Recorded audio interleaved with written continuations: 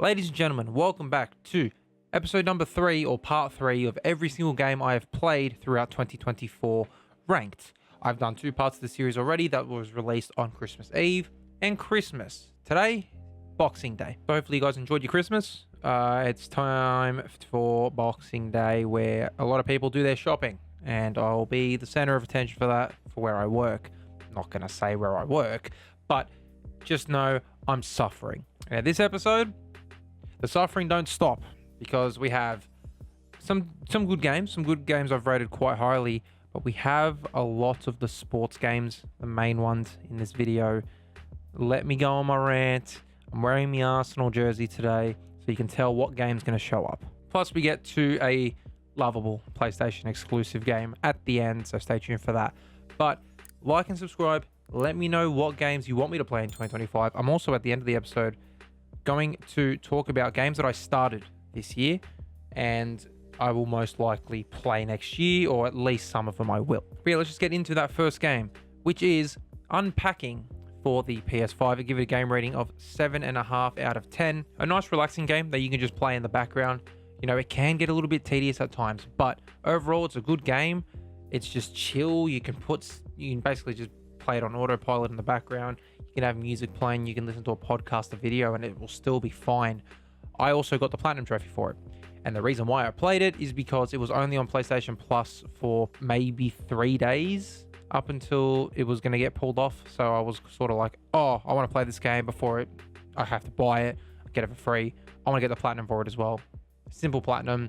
You just basically have to play through the game and just do some tad bits here and there, like flush every toilet and, you know, turn on the game consoles and stuff like that in some of the levels. So it's good fun. I would recommend it if you're just looking to just chill, man. It's a chill game. The next game is Infamous Second Son on the PS5. I give it a game rating of 8 out of 10. Last episode, I spoke on Infamous First Light and how much I love that game. And I think I do prefer Infamous First Light, but I think I will, maybe put them on par, but because of how short, and I know I complained about it last episode, but because of how short Infamous First Light was and how long Second Son was, I actually preferred the shorter game. Now, would I still have preferred Infamous First Light to be an extra 2-3 hours? Yes. But at the same time, Infamous Second Son, how long did that take me to play? Yeah, that took me 6 hours. Like, it took Infamous First Light less than 3 hours to finish. So if Infamous was the first one, First Light, was about 4.5 hours, I don't think I would have complained. And Infamous Second Son, listen, it is actually a good game. And for my first playthrough, I did because there's 2 different stories, I did the evil story and I loved it. So overall, I think I will have to go back and play the hero story. I think that's what it was called. I think, that a lot of people have played this game, but if you haven't, go and play it for yourself. It's not as long as I, thought it would be as well. I did think it was going to be more of a 10-hour game instead of a 6.5, 7-hour game. But there is plenty of stuff to do outside the story, including the Platinum, including all that, 100%ing each section of the towns. And, have fun with it because it is a good game. Next up, I think, is my most anticipated game of this year. And well, if you can tell by the poster over here, Sonic Pop here, it's Sonic X Shadow Generations for the PS5. I give it a game rating of 8 out of 10. Shadow Generations was amazing. A little bit glitchy at times, but it doesn't take away from the game at all. I loved all the new levels added, like Kingdom Valley from 06, Sunset Heights from Forces, and even Chaos Island from Frontiers. I got the biggest pop when I saw it was Sunset Heights from Forces. I did not like Forces, but Sunset Heights and them representing Forces in this game, I think was cool. All the shadow abilities were fun to use outside of the Doom Morph at times because it was just a bit difficult in terms of having to swing and then wash straight into the whatever. It was fine, and the story was great. However, the Sonic Generations remake was nowhere near, I don't think, as good as the original. Now, maybe it's because I have such fond memories of that original game on the Xbox 360, but at the same time, the 2D levels in just these Sonic games are just always a chore, and I didn't think the 2D levels were as bad in the original Generations when I was younger, but going back to it now, man, I hate every single 2D Sonic game. Sonic Superstars, Sonic Mania, Sonic Origins, Sonic anything 2D. No, I'm sorry. I can't play a game where I'm trying to go fast and I can't see in front of me. That's just it defeats the purpose. All right, I hate the 2D Sonic games, and I do prefer the 3D games. That's not a controversial opinion, but it also could be a controversial opinion depending on which side of the fandom you do stand. They also changed a lot of the cutscenes in this game. Like, some of them were way better mentions in this game than they were the original. Like, for example, modern Sonic talking to his friends after they've been risen from, limbo. But a lot of other scenes were changed. Like, for example, Knuckles in the original game gets sent into the tree by Amy, and it was one of the funniest moments for me as a kid. And they didn't do it in this game. Oh, you can even hear it in here. Here's me saying it when I was playing it live. Bad, Sonic. How bad? Are you kidding? He was all great. So I have a question for you. They didn't do it. No. They changed the actual cutscene as well. Because she hits him into the tree in the original. No. Oh, Sega, come on. The 3D levels, though, were exactly how I remembered them being, and the final boss had the same fucking tagline throughout the entire boss fight. That looks like a homing shot. Be careful, Sonic. Jesus Christ, they say the exact same voice lines, man. How about That looks like a homing shot. this? Looks like a homing shot. Oh my god. That looks like a homing shot. How many bloody homing shots do you want to give me? That looks like a homing shot. Careful, Sonic. I'm sick of these homing shots. I don't know what they did to Sonic Generations, I should say. Like, if it was just Shadow Generations, this would be a 10 out of 10. But you have to include Sonic Generations into it, and that does bring it down. It's been the year of Shadow. The day after this releases, actually, I'm going to see the Sonic movie. So, I haven't seen it yet. It has released. I haven't seen any spoilers as well of any end cutscenes. I do know that they are planning on releasing a fourth movie in 2027, which I guess is great for the franchise. But at the same time, this game could have been better because of Sonic Generations. I think Shadow Generations was perfect. The 3D open world is sort of what they're going with now for these Sonic games, and I'm very, very happy with it. Went on a bit of a ramble there, so let's cut these next ones short. The next game is EAFC 25, the PS5. Give it a game rating of 4.5 out of 10. I will say, I played this game for longer than I did EAFC 24. The Evos got better than last year, but other than that, it's the same fucking game. When will EA learn to fix their games? I don't know. And that includes this next game, Madden 25. I played it on the Xbox Series X. I gave it a game rating of 5 out of 10. The same can literally be said for this game. Madden has felt the same every single year since Madden 21, and it's no different, and it's just boring and shit to play. The menus in franchise are also confusing to go through, and they're also glitchy. Like, you have an auto-generate best lineup, and I can't use it, in franchise anyway, and I can't use it. What's the point of the button being on the screen if I can't use it? Can someone explain that? Let's continue with sports games. The next game is NBA 2K25. Yes, I have a poster in the background. Shout out to where I work. I got this for free. Thank you. But it's the exact same game as last year, and they all are. When are we going to be, as sport gaming fans, I don't know what we call us, when are we going to stop buying the games because they're the exact same every year? We're not, because we're all fucking stupid, right? Fire Ronnie 2K, make the game more arcadey. I prefer the arcadey style games where, it was actually fun and didn't feel realistic. I know you're trying to go for realism, but make the games arcadey again, please. The next game is MLB The Show 24, the last of the sports games I have to talk about. I played it on the PS5, and I gave it a game rating of 3 out of 10. Now, that might not be because of the game. That might be because I don't understand the sport, and I don't understand how to play the game. And yeah, actually, that's about it. Yeah, that's just why it's that low. If I knew about the game, it might be a 6 out of 10, might be a 5, might be a 7 for all I know. But it's a 3 because I just don't understand the game. But we're out of sports games now, and let's move to one of the biggest franchises in gaming history, Call of Duty Black Ops 6. I played it on the Xbox Series S. I give it a game rating of 6 out of 10. The reason why I gave it this low of a rating is not because of the game. Okay, it is because of the game, right? I suck at this game.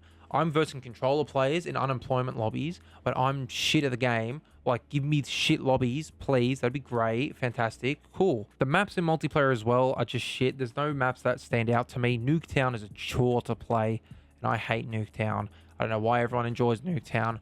I hate it. You know, grinding some of the guns were fun, but I don't think you'll see me uploading any more COD content next year. I mean, to be fair, I have like a shit ton of COD videos still saved here, waiting for me to edit whenever, so maybe I release those, but I will not be playing that game ever again. But to be honest, I'm yet to play the campaign, and usually I play the COD games to play the campaign. I know it sounds stupid. A lot of people, you know, want to play it because of the actual multiplayer.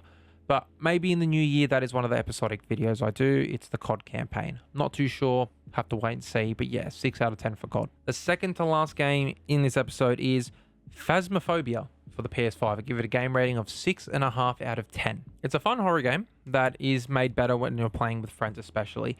I have a couple videos coming out this week, or in the next coming weeks anyway, that will be released on the channel that'll show how fun the game is. It is, I think, one of the better horror games that are out in the world of gaming at the moment, and you get to play it with your friends and you get to be able to work out what ghosts are what, and it's especially fun watching your mates die to the ghosts in front of your eyes.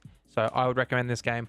It's a 4-player game as well online, so sort yourselves out and play this game, because I know that there's not many multiplayer games out at the moment besides, you know, your shooters like Fortnite, like your COD, like Apex, like Val.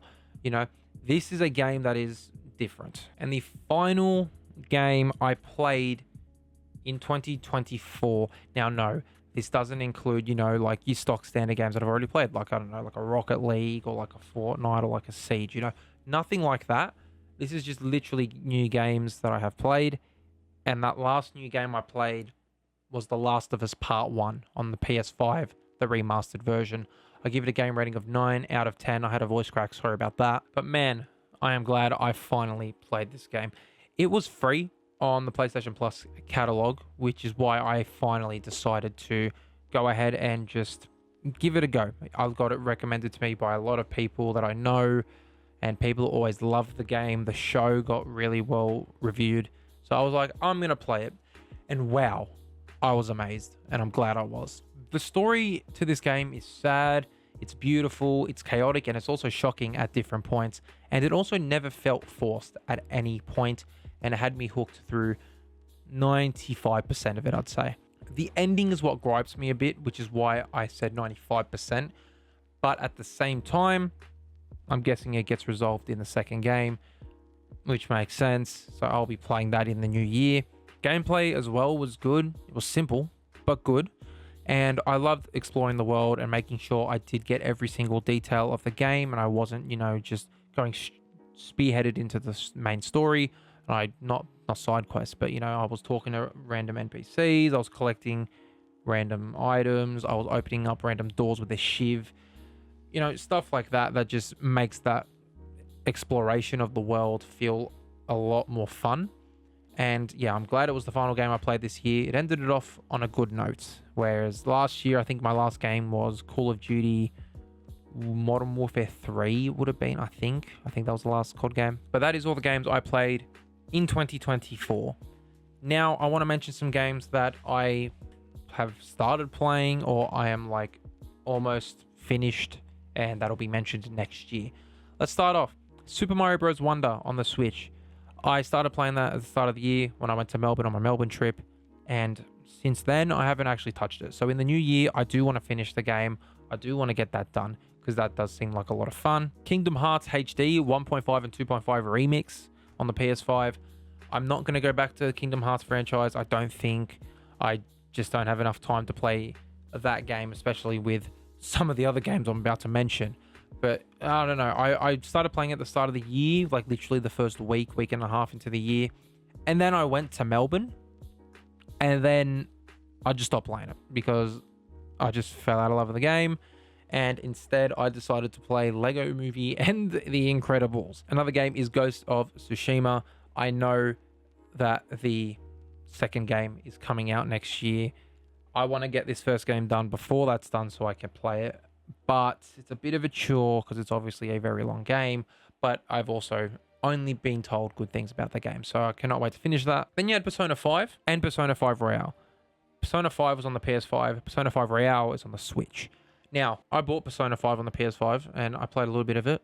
I was like, you know what? I'm going to Perth. Let's buy a game on the Switch. What game do I buy? What game do I buy? Oh, you know what? It's not that cheap. Sorry, it's not that expensive. I'm going to get Persona 5 Royale. It's the exact same game. I didn't realize that it was the exact same game. One of those will get finished next year. I think it's going to be the normal Persona 5. If I enjoy the game that much and I want to replay it again, I guess I'll play Persona 5 Royale. And the final game that I'm honestly about 50 to 60% through is Final Fantasy VII Remake. I have, on the PS5, I've been loving this game so far. I've taken a bit of a break from it. I haven't played it in about 2 months, just due to the fact that other games like Sonic X Shadow or Astrobot released during that time frame that I was playing that game.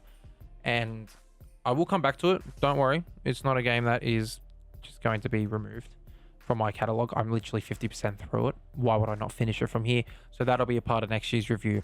But ladies and gentlemen, that's it. That's all the games I have played throughout 2024. I'm glad I get to do this every year.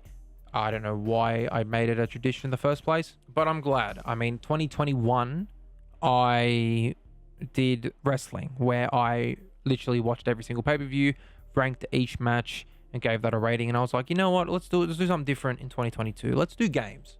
And then I was like, you know what? I'm gonna make a video out of it. And then I did it the next year. And I've done it this year again, and I'll be doing it for the years to come.